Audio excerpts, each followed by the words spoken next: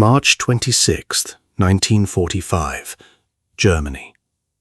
300 American soldiers crossed behind enemy lines in the middle of the night on a mission so secret that even the men carrying it out did not know its full purpose. They had tanks, they had half-tracks, they had orders signed by General George Patton himself. What they did not have was any realistic chance of survival. 50 miles of German-controlled territory stood between them and their objective. German units that should have been retreating were still fighting. Every mile deeper they drove was another mile they would have to survive coming back. Most of them never made it back. Within 72 hours, Task Force Baum had been destroyed. 32 men were dead. Only 35 made it back to American lines. The rest were captured and marched into German custody, with the war still ongoing around them. And when the investigation began, one question kept surfacing that Patton never fully answered. His son-in-law was inside the camp they had been sent to rescue. Had Patton sent 300 men into Germany to bring home one man? The truth is more complicated than either answer, and it remains one of the most debated decisions in American military history. By the end of this story, you will understand why historians still argue about what George Patton did on March 26, 1945.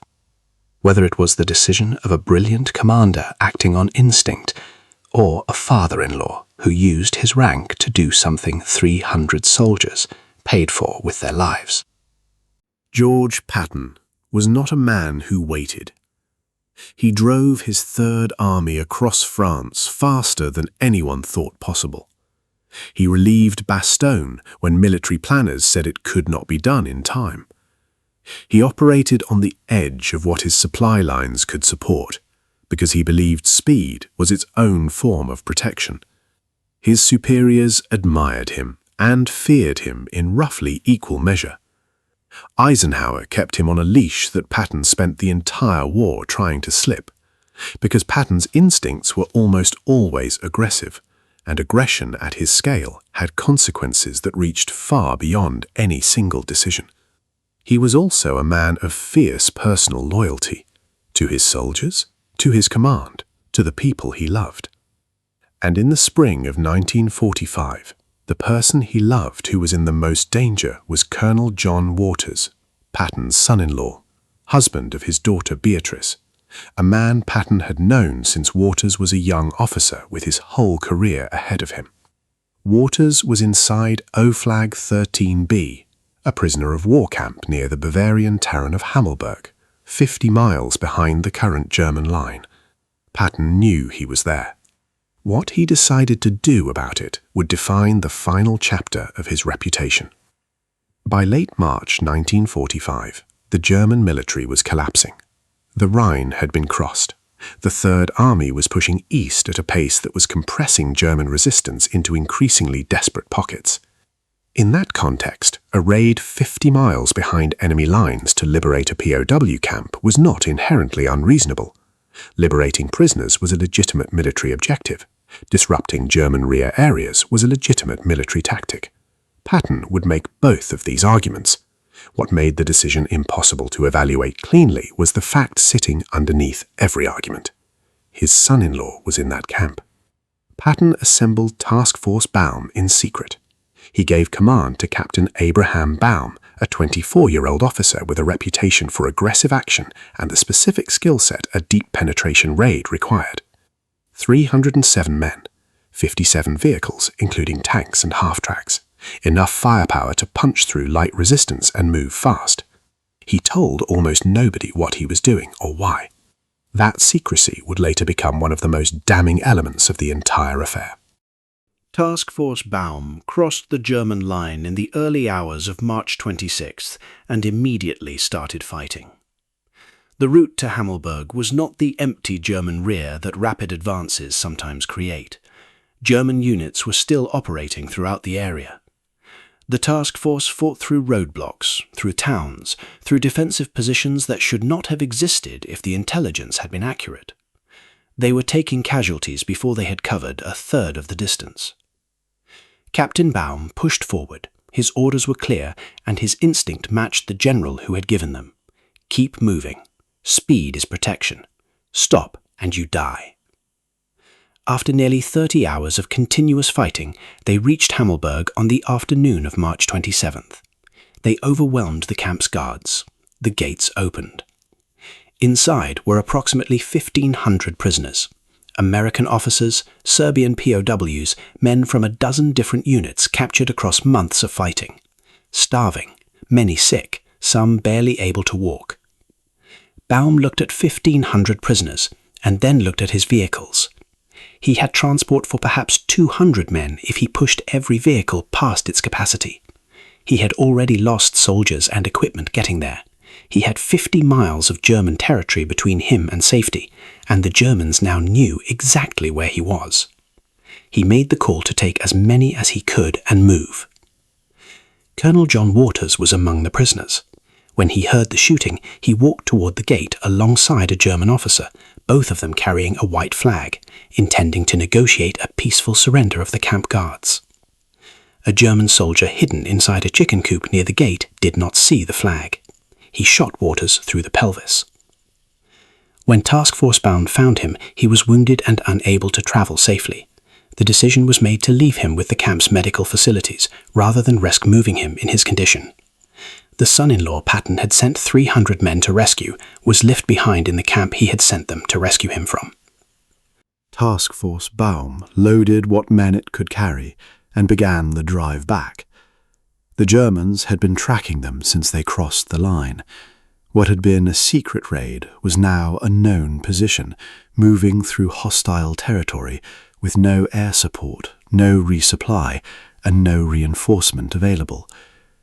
German forces converged through the night. By the morning of March 28th, Task Force Baum was surrounded on high ground outside Hammelburg. Ammunition was running low. Vehicles were destroyed or burning. The men who had driven 50 miles into Germany on Patton's orders were fighting for their lives in a position they could not hold and could not escape. Captain Baum was wounded 3 times. He kept commanding. It did not matter. When the fighting ended, Task Force Baum had ceased to exist as a fighting unit. 32 Americans were dead. Only 35 made it back to Allied lines. The remaining 240 men were captured and marched into German custody. Baum himself was taken prisoner. The mission had failed completely. Colonel Waters was eventually liberated when the 14th Armored Division reached Hammelburg on April 6th, 10 days after Task Force Baum was destroyed. He survived his wounds. He lived until 1989. Patton was at his headquarters when the reports came in. He had sent those men into Germany, and he had stayed behind. Now he was reading the casualty figures, and there was nothing left to do but answer for what he had ordered. The investigation was immediate. Eisenhower demanded an explanation. Senior commanders wanted to know how a raid of this scale had been launched without proper authorization or adequate intelligence support. Patton's defense rested on military logic. The raid was intended to disrupt German rear areas. Liberating prisoners of war was a legitimate objective. The intelligence available suggested the route was more viable than it proved to be. He did not fully address the other question, the one about his son-in-law. He acknowledged that Waters was in the camp. He denied that this had driven the decision. He pointed to the military rationale and stood behind it. The men who knew Patton best were divided on whether they believed him. Some argued he was telling the truth, that the raid made operational sense in the context of a collapsing German front, and that Patton would have ordered something similar regardless of who was inside. That his reputation for aggressive action made this entirely consistent with everything else he had ever done.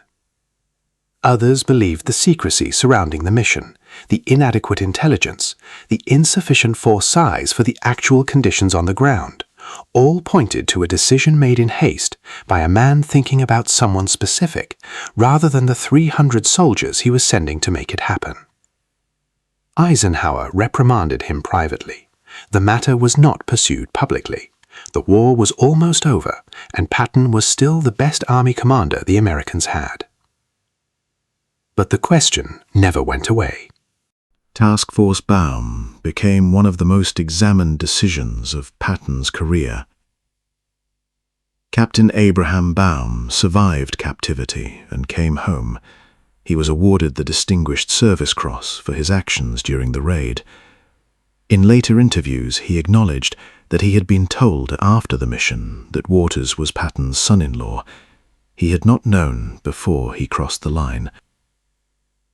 The men who died on that hillside outside Hammelburg had not known either. Colonel Waters returned to active duty after recovering from his wounds. He eventually rose to the rank of 4-star general. He rarely discussed the raid. When he did, he was measured and precise, in the way of men who carry complicated things quietly for a very long time. Patton died in December 1945 from injuries sustained in a car accident.